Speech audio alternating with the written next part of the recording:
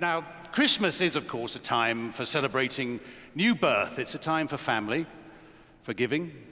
And in my house, anyway, we always raise a toast to absent friends, to those we have lost.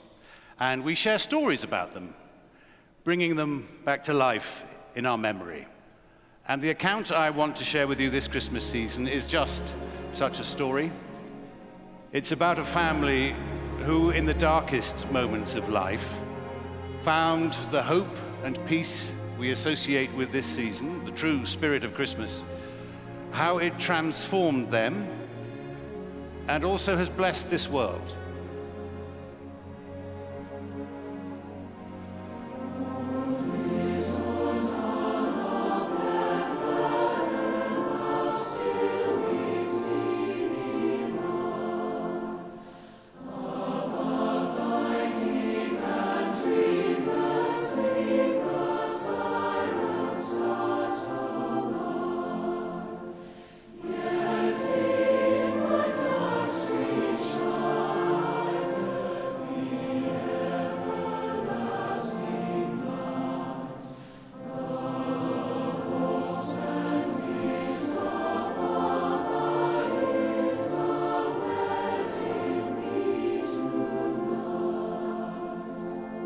In mid-November 1873, an ocean liner, the Ville de Havre, set sail from New York bound for France, with 313 passengers on board. One can imagine their festive Atlantic crossing, with ribbons of red, swags of evergreen, and Christmas carols wafting through a dining room sparkling with candlelight. In a few days, they would make landfall in Europe, just in time for Christmas in Paris. Anna Spafford and her 4 little girls were among the delighted passengers. They had come from Chicago. Annie, aged 11, Margaret Lee, 9, Bessie, 5, and little Tanetta, aged 2. Their father, Horatio, had intended to sail with them, but was detained on business. Not to worry, he assured his wife and children. He would book his passage in a few days, and soon they would be reunited in Paris, the city of light, celebrating the season of goodwill. And goodwill is what they needed. 2 years earlier, the Great Chicago Fire had all but destroyed Horatio's business interests. So this journey was intended to restore hope and bring healing into their lives. Once on board the ship on the evening of November the 22nd, Anna and her girls knelt down, said their prayers, and fell asleep, dreaming of the Yuletide festivities to come. But at about 2 o'clock in the morning, they were suddenly jolted awake in their berths. Despite a clear, starry sky, the Ville de Havre had inexplicably collided with the Loch Earn, an iron-hulled Scottish clipper. Lifeboats quickly filled with people. Many passengers leapt into the icy waters. Anna tried desperately to keep her children together, but the 2 eldest became separated in the confusion. Just 12 minutes after the impact, a wave washed over the deck, and Anna was drawn under, together with her 2 youngest daughters. She held on to 5-year-old Bessie until her strength gave out. Her last memory was of 2-year-old Tanetta in her lace nightgown, torn from her grasp, getting smaller and smaller, until she too finally disappeared. Later, the crew of the Loch Earn found Anna unconscious, floating on a wooden plank. When the ship docked in Wales, Anna sent a telegram to her husband. It read, "Saved alone. What shall I do?" Horatio immediately sailed from New York. He wrote to a friend, There is just one thing in these days that has become magnificently clear. I must not lose faith. 4 days into his voyage, on a Thursday evening, the captain summoned Mr. Spafford to the foredeck. By the crew's calculations, they were nearing the very place where Anna's ship had gone down, taking with it their 4 daughters, now resting some 3 miles below. But Horatio refused to look down. I did not think of our dear ones there, he later recounted. Instead, he gazed out across the rolling waves and up into moonlit sky. There and then, he began to formulate a simple expression of his faith, a verse that would become a hymn. When peace, like a river, attendeth my way, when sorrows like sea billows roll, whatever my lot, thou hast taught me to say, it is well. It is well with my soul. Only a few weeks earlier, in the same place on the open sea, Anna had experienced a similar awakening. After her rescue, when she'd regained consciousness, she was overcome with despair and simply wanted to throw herself back into the ocean. What was life worth now? What could it ever be without her children? But then, it was as if she heard a voice in her mind and her heart. You are spared for a purpose, Anna. You have a work to do.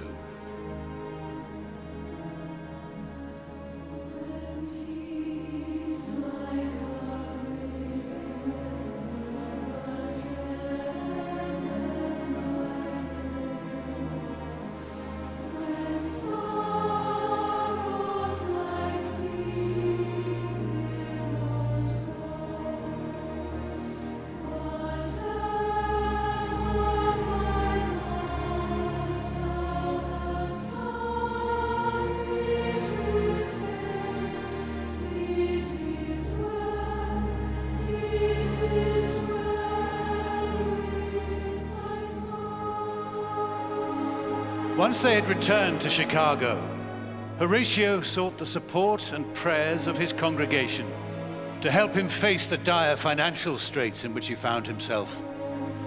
Anna gave birth to a boy and then a girl. But sorrow upon sorrow, that son, Horatio Jr., succumbed to scarlet fever at the age of 3. Then, a year later, another daughter was born. Only 2 of their 7 children lived to maturity.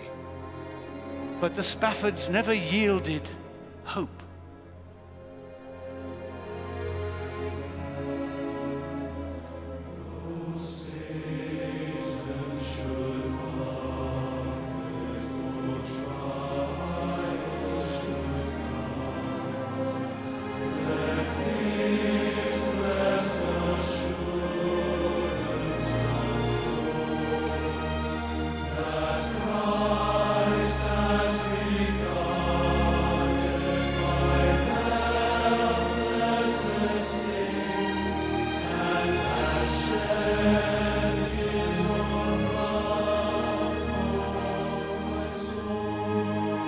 Through that harrowing Christmas season of 1873, the Spaffords became even more certain that God loves all his children, whoever they are, and whatever tribulations they may suffer.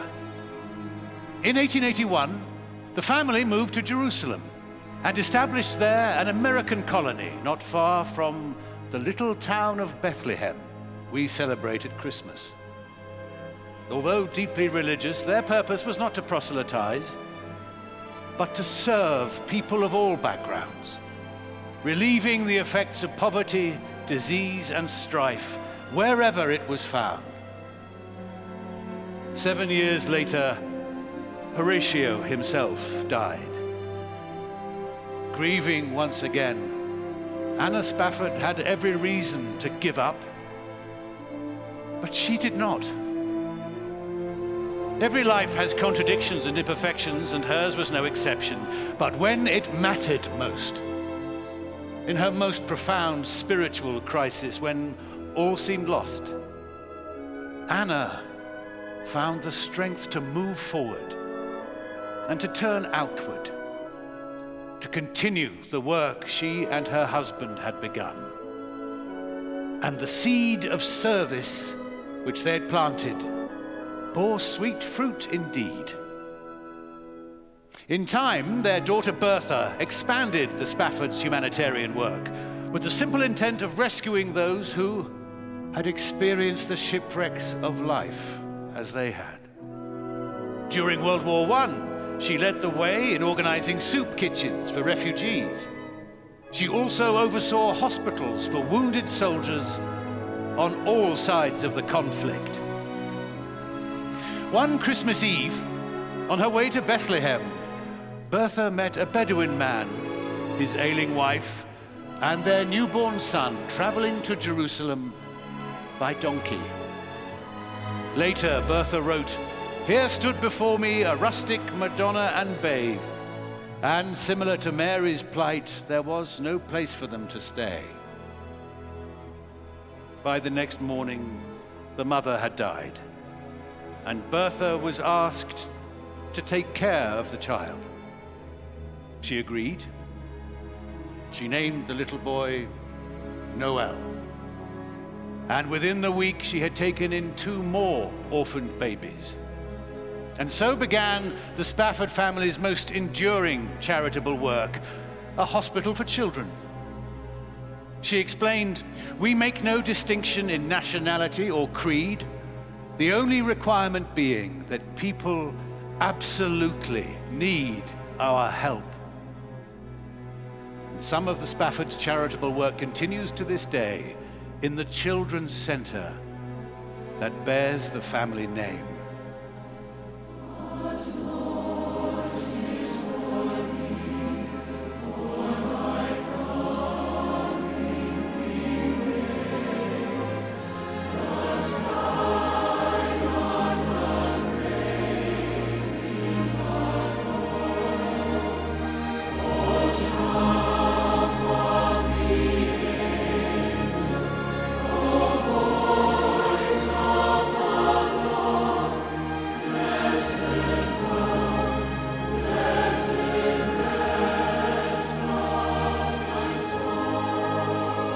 For nearly 150 years, millions have sung and have been lifted by Horatio's hymn, but most have not been aware of the circumstances in which it was written.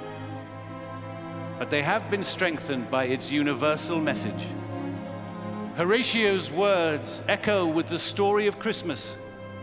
A child was born in Bethlehem, bringing peace on earth and goodwill toward men. Because of him and through his example, the human spirit can rise above tragedy. Whenever, however, we suffer our own night of sorrow, God's love does shine in the darkness. Hope can heal the wounded soul, and the Christmas work of giving, of loving, serving, and of rescuing is ours if we choose to make it so. And as we do, we join with saints and angels to rejoice and sing. It is well.